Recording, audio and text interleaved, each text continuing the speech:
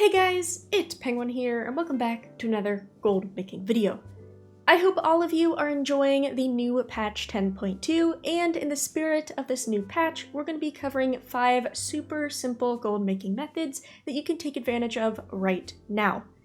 This video specifically is going to be focused on alt gold making, meaning yes, technically you can do all of these methods on a single toon, but the beauty of all these methods is that they are super scalable with a lot of alts that you have, and there's going to be plenty of methods on this list that you can do with a simple, level 60 character, and some of these methods are going to require a level 70. So whichever stage you're at in Dragonflight, you should be able to do at least one of these methods, and it should bring in some extra gold. So without further ado, we're going to dive right in. Some of these methods are going to be familiar to some people, some aren't, and that's completely okay. If you have any questions, feel free to throw them in the comments down below, and let's get started.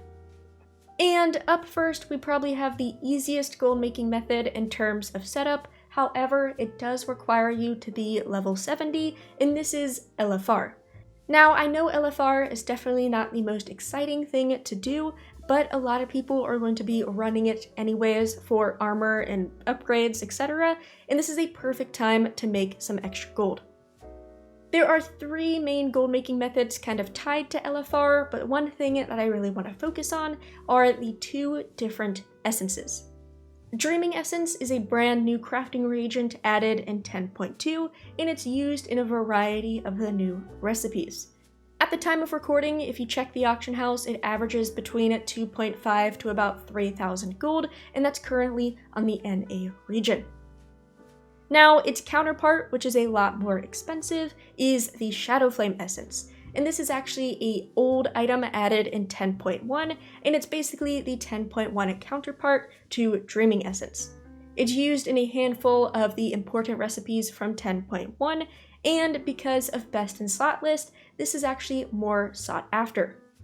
If you looked at these essences pre-10.2, these actually settled for about 5 to 6k. However, with reset day and everybody crafting new gear, these peaked to around 13k on NA on Tuesday, and now they're settled back down to that 8.5 to 9k mark. But despite these price differences, both of these essences have a chance to drop from the new raid bosses. At the time of recording, I've only run LFR twice, and on my first character, I actually got 2 Dreaming Essences. However, on my second character, I got nothing. So it's definitely a rare drop, but it's definitely worth it, especially if you're going to run LFR anyways. Additionally, you also have a chance of getting a pattern, which can sell for a lot of gold.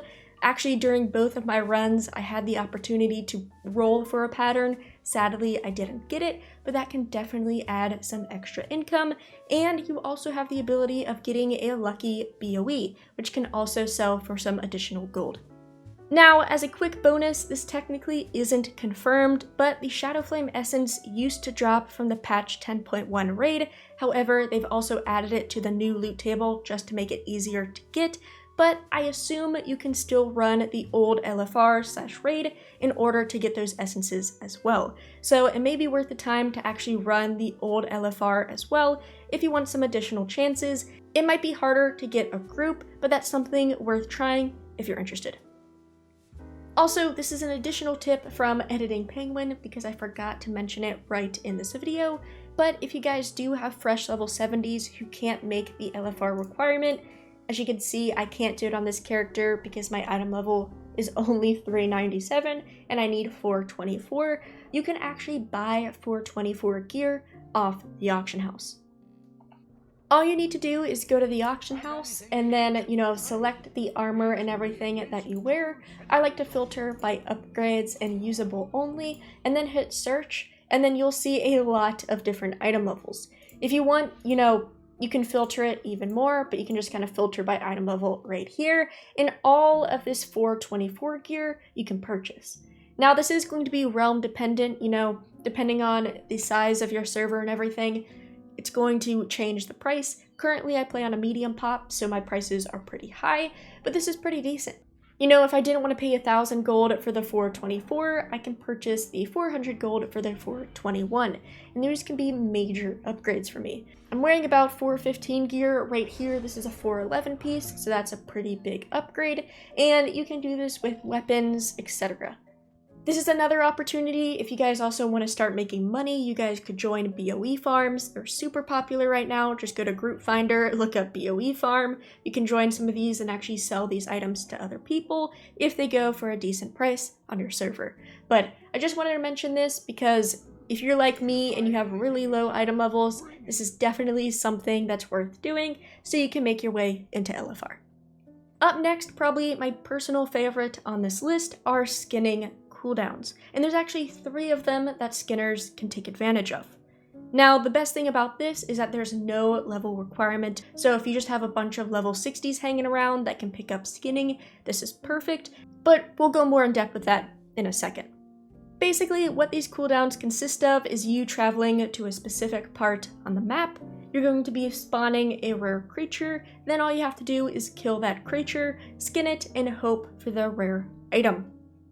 2 of these I actually already have dedicated videos to, which I'm going to link down below, and I highly recommend following those videos for more information.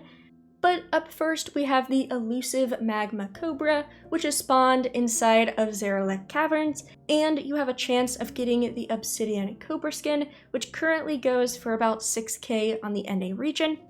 Up next, new in 10.2, you have the elusive verdant glade warden, which is just a big deer.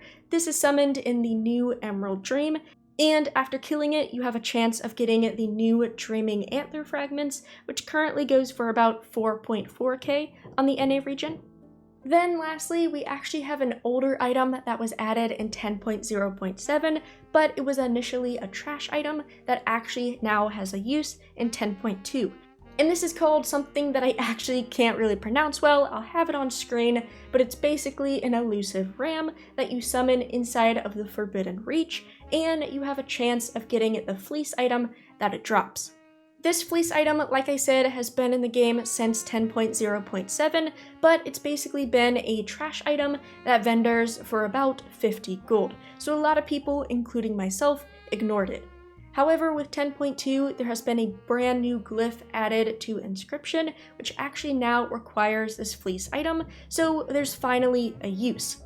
And currently on the auction house, this fleece is going for about 2.5k.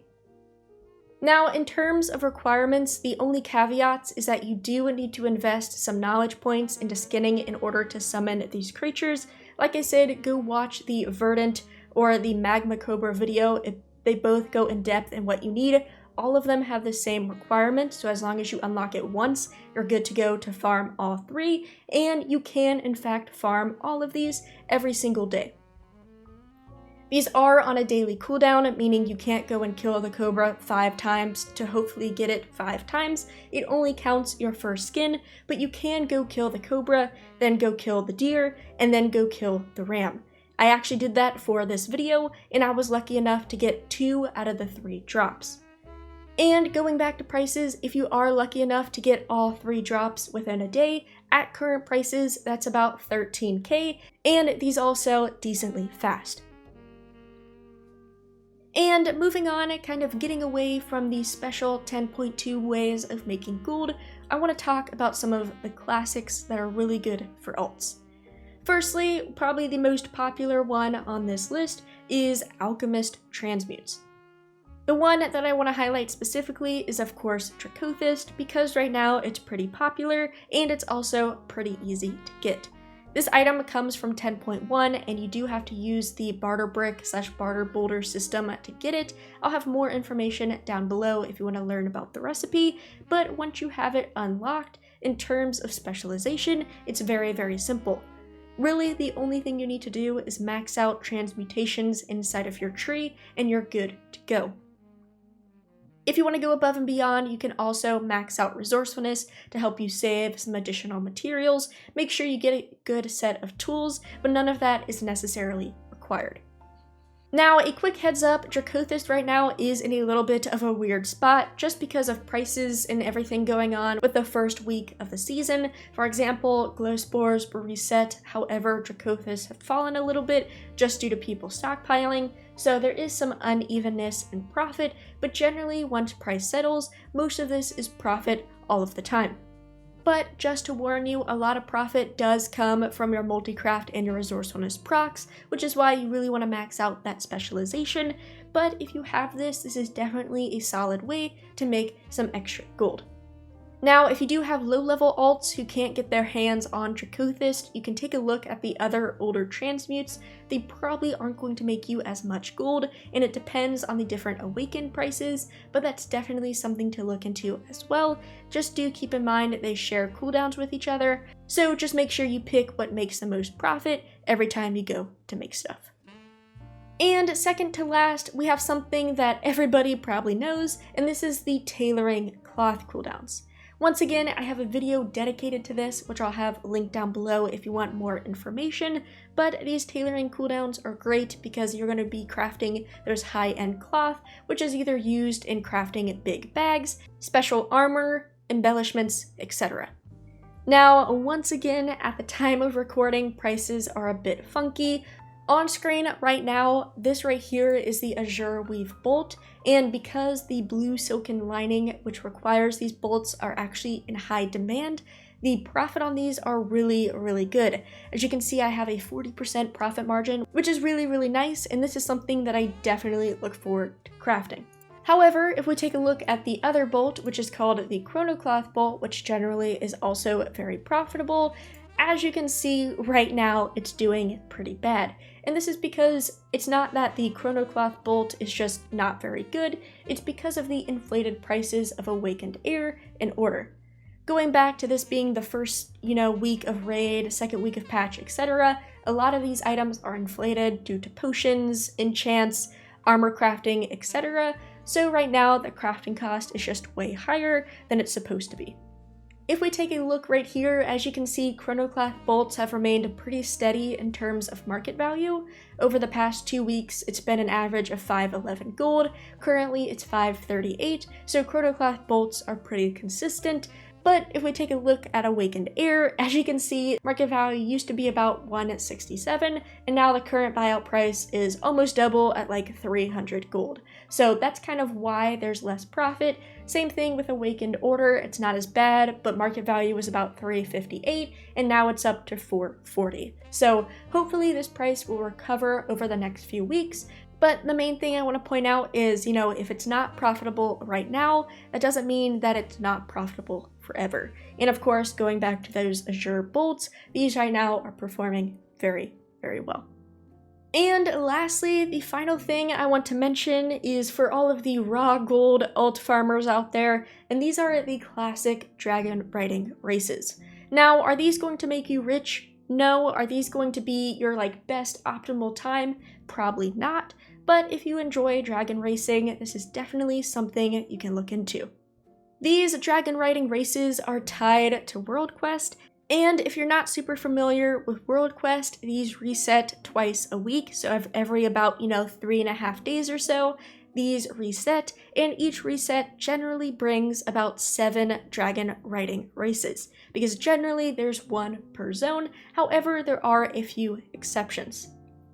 For example, right now there are actually 2 races inside of the Emerald Dream, there's also 2 of them inside of the Zarelek Caverns, and there's 0 in Thaldraszus. So even though there's 7 zones, there's actually 9 races up right now.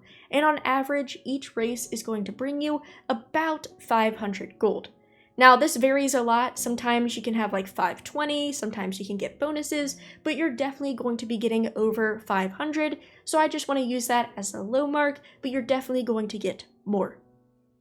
And so if I were to take my character and complete all 9 races at about 500 gold apiece, that is 4,500 raw gold in my pocket, so 4.5k for doing a few dragon riding races.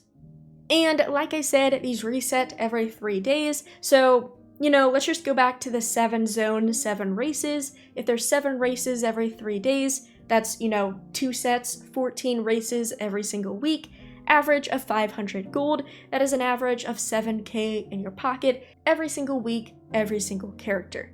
Like I said, is this going to make you super rich? No, but if you're looking for some starting gold to get into crafting, if you're looking for some starting gold to just purchase a pet you want, a mount, maybe you need some armor, this is a great way to go about it, especially if you like dragon riding. And with all of the bonuses going on, you know, if you can time it up with a dream surge, which gives you gold bonuses, etc., these can become even more profitable. You're also going to get reputation, which goes to Paragon chest. You're also going to get maybe some BOEs or something that you can vendor for some extra gold. But this is just a fun way to make some starting gold if you're just starting out. But yeah, guys, that is basically it. I know a lot of these methods I have talked about before, but for somebody new kind of getting into gold making, I think it's definitely helpful if it's all combined into one video instead of trying to search everywhere for a ton of different things. So hopefully you guys can take away at least one positive thing from this video, and you can start making some extra gold with all of the alts laying around in 10.2. But everybody, thank you guys so much for watching. If you have any questions, feel free to leave it in the comments down below. And if you want to support me even more, subscribing and liking the video would be amazing. But as always, everybody, have a good day.